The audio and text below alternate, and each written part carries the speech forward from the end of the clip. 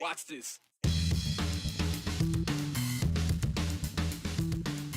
I would be scared for her to be around people outside of prison. Look what she did to her own children. Who would be safe? Having her spend the rest of her life locked away from people outside of prison would remove that worry. Reaction from Lori Vallow Daybell's life sentence without the possibility of parole. That sentence being handed down inside the courtroom, but getting inside to hear it meant spending some time outside, like overnight, in a lawn chair or a sleeping bag.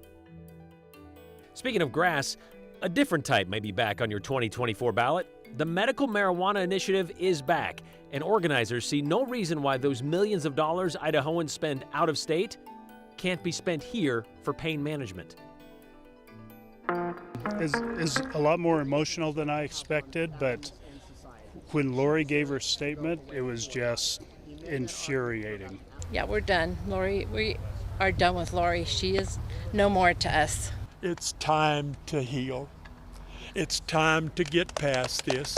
On May 12th, the jury returned. Lori Vallow Daybell will spend the rest of her life in prison. Minutes after a judge gave her 5 consecutive life sentences inside the Fremont County Courthouse, family members of the victims reacted outside the courthouse. In May, a jury convicted Vallow of killing and conspiring to kill 2 of her kids, JJ and Tylee. They also found her guilty of conspiring to murder her now husband's late wife, Tammy Daybell. And there were, of course, the 3 counts of grand theft added on to that. Morgan Romero watched the entire sentencing hearing this morning. So, Morgan, the question is, you heard some of the emotional level there. What stood out to you watching that this morning? You talk about the emotion. It was exactly that, just a level of anguish and sorrow from everyone who spoke today, Brian, including the lead prosecutor in the case from Fremont County, as well as the judge. We heard a lengthy statement from him as well. But Lori Vallow actually shared a statement, and this was the first time we heard more than a couple words from her in a context that wasn't evidence in the case or a Dateline episode or maybe a documentary on Netflix. So, you know, the words that she said were that Jesus knows the truth about what happened. He understands her. Rather than show remorse or grief or admit to the murders, Lori talked about her, quote, communications with Jesus. Lori told the judge angels visited her, and because of that, she knows her children, who she's accused of murdering, are happy and busy in heaven. Lori also said she talks to her husband's late wife, Tammy, a, quote, wonderful and eternal friend who she conspired to kill. And Tammy is also very happy and busy. One of the times that Tylee came to me as a spirit after she died, she commanded me, and she said to me, stop worrying, Mom. We are fine.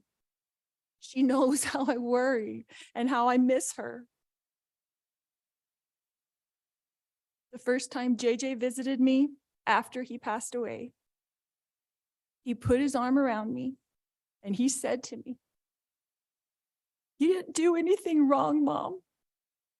I love you, and I know you loved me every minute of my life. JJ, Joshua Jackson, was an adult spirit, and he was very, very tall when he put his arm around me. He is busy, he is engaged, he has jobs that he does there, and he is happy where he is. His life was short, but JJ's life was meaningful. JJ was a wonderful person and touched the lives of everyone, and I adored him every minute of his life. 4 years of heartbreak and anger culminated today with the focus on the victims and how they lived rather than how they died. Judge Stephen Boyce heard 5 victim impact statements from victims' family members before handing down those 5 consecutive life sentences for murder and conspiracy to commit murder without the possibility of parole.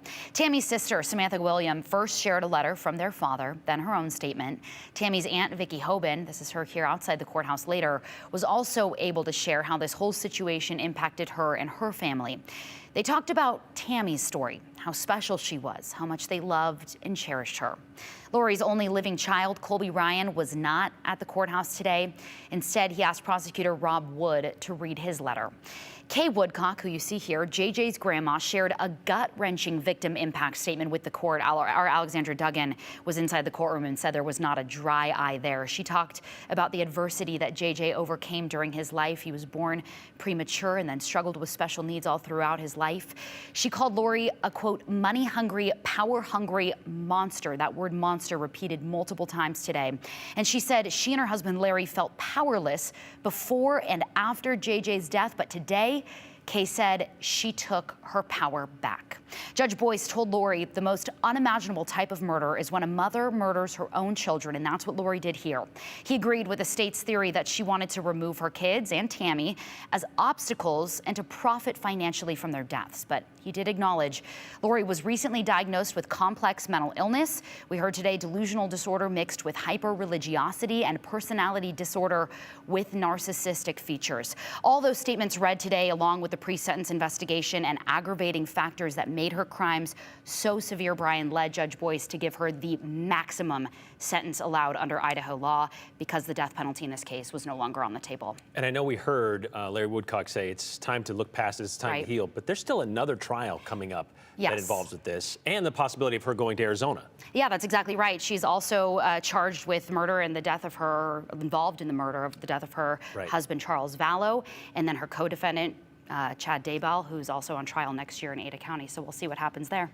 So it's not quite time to get past this, but this is a major step. That's right. Thank you very much. Yeah, you bet. You know, Shira Matsuzawa, along with Morgan and Alexander Duggan, they've been covering this Lori Vallow Daybell case since pretty much the beginning. Shira even taking time out of her vacation to try and track down Lori and Chad at a hotel in Hawaii in January of 2020. They were just married. They were on the lam and they were refusing to produce evidence the two kids were alive and safe. The two were arrested a month later, and here we are now. And while there's been a lot to cover in almost 4 years, and it has been a lot for our KTVB team to cover, not sure any of them had to do what our digital reporter Alexander Duggan had to do last night in order to write Lori Vallow's last chapter. Like the night before a premiere of a 1990 Star Wars movie, people were camped out on the Fremont County Courthouse lawn to get one of the limited number of seats inside the courtroom for the convicted murderer's sentencing. There were just 25 available. One of those seats was taken by our own Alexander Duggan, our digital crime reporter, who documented the experience for us. All right, hello. We are in front of the Fremont County Courthouse. It is around 7 o'clock at night, and everybody is camping out for the Lori Vallow sentencing tomorrow at 9 a.m. 21, are you 21? I just got here. I am all the way in the back. I am number 20. The people who run the irrigation system here have agreed to not turn on the sprinklers for us. And this is not something I agreed to when I got here, but I think this is the craziest thing I will ever have to do as a journalist. So when we got here at 4 o'clock from Boise, these people were already here with lawn chairs. There was about 8 of them. And I thought they were having a picnic, but that was not the case. So far there is about 4 or 5 media members here, including me, and the rest are people who have watched the case, attended the trial, or are just living here and have followed the case all the way through. So I have my makeup, my overnight bag, my laptop, and I don't know where I'm going to change. Maybe in a bush back here, because I am not currently wearing professional clothing. Oh. He's very boring. Sun is setting, more people have shown up. I know, I can't wait. Sleeping bags are set up. People are making signs. I was offered a blanket from that sleeping bag. I said no. I can't believe I'm sleeping here. This is the weirdest thing I've ever done as a journalist in my life. Everyone's moving now because there's too many mosquitoes. So now everybody is just sleeping on the sidewalk. This is my chair. So what time is it? Before the end of the day, like 11? Yeah, it's 11 p.m. It's 11 p.m. Alex did find some shelter. It's 11 p.m. Just not a lot of shut-eye. I just woke up. It is around 5:30 and everyone's starting to line up. I slept in Erica's tent. And we didn't get sleep because everyone was like yelling and screaming last night. No. This is ridiculous. 75% of us aren't going to close our eyes at all tonight. And that's fine, but we're just asking you to be quiet. Like, it's not hard. Oh my God. So, yay. Everyone's moved to their designated spots.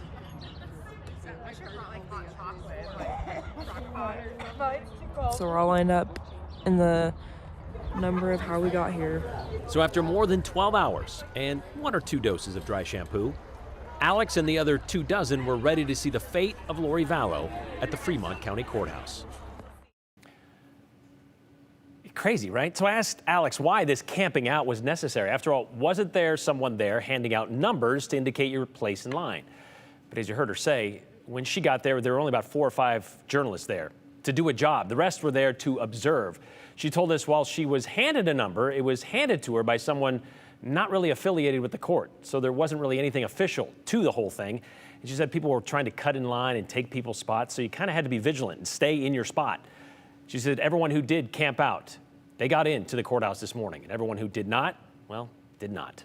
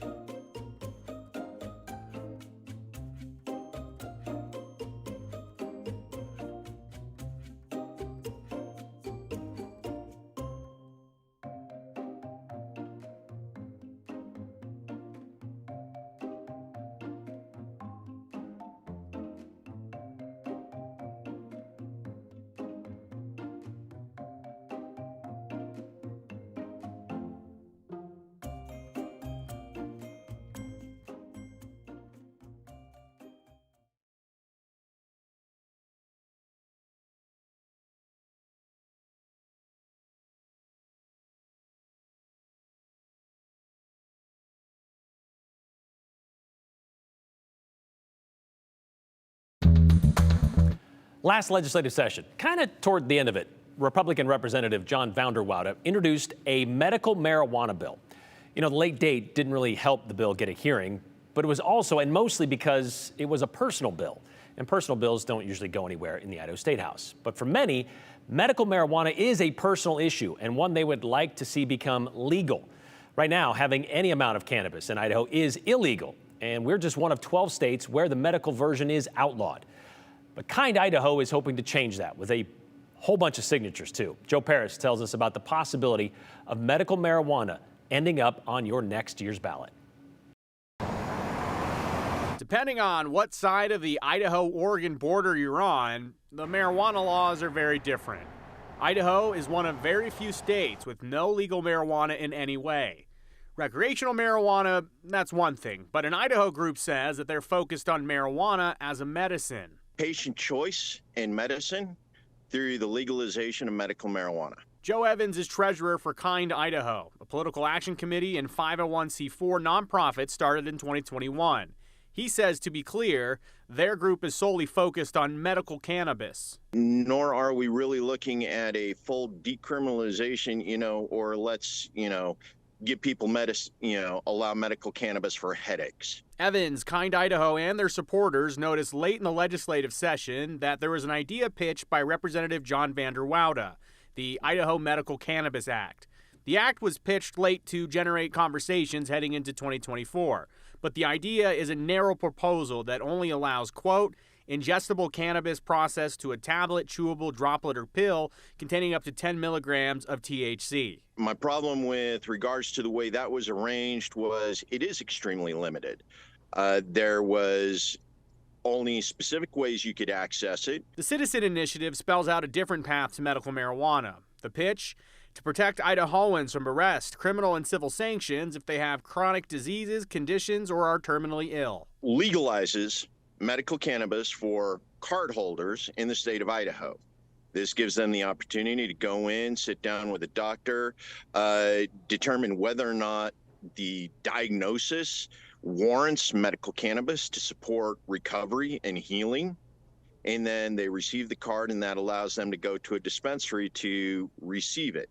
Kind Idaho is working to gather signatures on their petitions, and they have until April 14th of next year to get about 63,000 signatures from registered voters to make it onto the ballot. It's a major task to take on, adding in the fact that Idaho is one of 5 states where there is no legal cannabis on any level. Evan says from that fact comes perspective. Idaho is the last state. And because of that, we have the advantage of lessons learned of every other state. And in addition to that, the big crisis for an awful lot of people is, well, that'll bring the drugs into Idaho. That'll bring the abuse. That'll bring the use. And my primary statement or response to that is Idaho spends $3 million a week in border town dispensaries. Evan says Idahoans who simply want recreational marijuana, well, he expects them to continue to hop over the border to get their fix. He says Kind Idaho's campaign isn't concerned about that. He says they're focused on helping those in need. I just know too many people in my life that absolutely need this as an alternative as opposed to what they've been prescribed year after year, because the thing that works best for them isn't legal in the state of Idaho yet. As you would imagine, there are a collection of groups across Idaho that say they are against any legalization action on marijuana, medicinal or recreational. Those groups will tell you that legalization will result in marijuana getting into minors' hands or people without prescriptions. However, petition organizers point to a recent Survey USA poll that says 68% of Idahoans support legal medical cannabis. Brian, the goal is to qualify for the 2024 November general election ballot. There's actually a very similar, the same petition that was going around in 2020, 2022. Organizers of the petition campaign say for practical reasons, it's very challenging to get those signatures during COVID. You know, we were covering the Greater Idaho story, went to Burns, Idaho, of all places, to talk to a medical, or not a medical, but a marijuana dispensary there. And they said primarily their business comes from those seeking pain management. Like a lot of it, majority of them. So it is, I mean, people go that far to get it if they need it too. So it is a big issue. All right, thanks, Joe.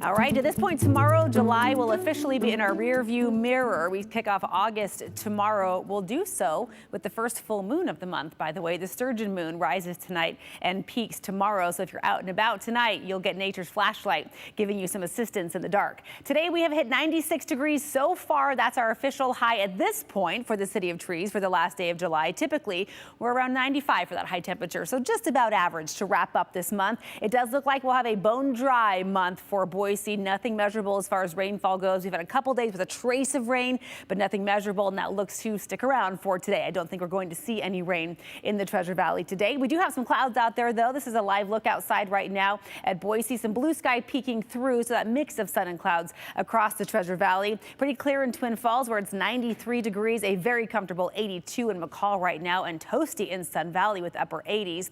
We do have some moisture out there that's indicated by the clouds in those mid-levels of the atmosphere. Some thunderstorms are being triggered east of Twin Falls. That's around Oakley and Malta crossing the interstate there. But generally speaking, that moisture really won't trickle into the Treasure Valley until later in the week. And so we have an area of lower pressure that will start moving by to the north. It will interact with that moisture streaming in and bring some storms into the picture by Wednesday and Thursday, possibly for the Treasure Valley. Before that, though, look how we're going to kick off August. One more day of pretty intense heat. It looks like we will tack on a triple-digit day for the City of Trees for the first day of the new month. And then look at that cool down. How refreshing does 89 degrees sound by Friday, though we do have those storm chances to get through first on Wednesday and Thursday.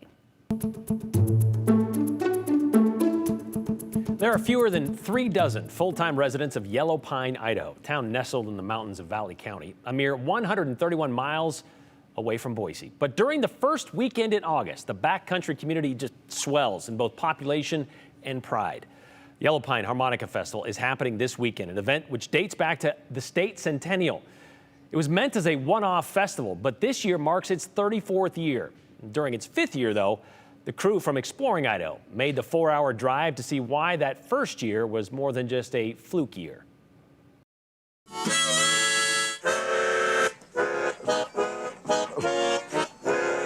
Everybody has a different style. Everybody has a different look. From Danny Wilson's big bass to Eugene Bourne's Little Lady, 50 harmonica players perform on one stage in one weekend. I have never saw so many in my life. It's enough to perk the ears of the most casual observer. That's amazing. We've sat every night to watched it, and I think my hands have been the highest. They come from across the country, ready to jam at a moment's notice. How quick are you on the draw? Slow. People call Ray Cole the gunslinger in the key of C, but Ray plays in almost any key.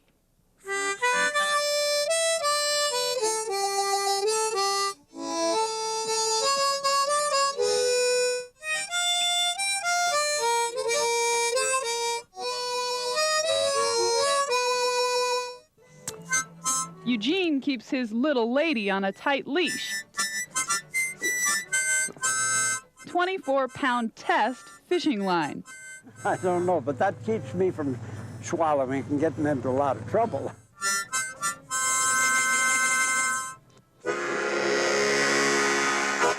Well, whether they play with 2 hands or no hands, or 5 toes to the beat. It's all good. I like it all. And it's the liveliest weekend all year round for a sleepy little town like Yellow Pine. Well, you know, 28 years later, you can still make that trip to Yellow Pine for that music and the Harmonica Festival. Well, you got to make your plans quickly. It begins in 2 days, starts Thursday, runs through Saturday. You can enjoy all the live music made by harmonicas of all sizes, as you can tell.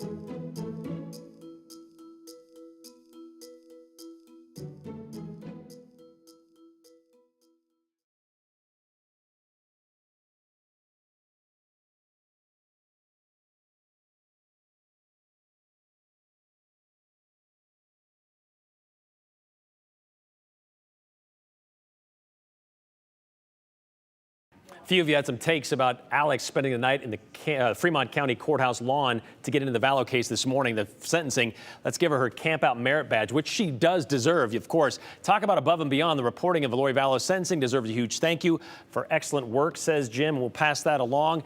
Looked like the Blair Witch Project for your poor journalist at the courthouse, only it was being attacked by mosquitoes at that time. I mistakenly said Burns, Idaho, and talking about a marijuana dispensary. I meant Burns, Oregon, which is where we went to cover the greater Idaho story. Thank you so much for showcasing Kind Idaho's initiative. My husband has epilepsy, and this would greatly change our lives. So would a lot of other people with pain say that same thing.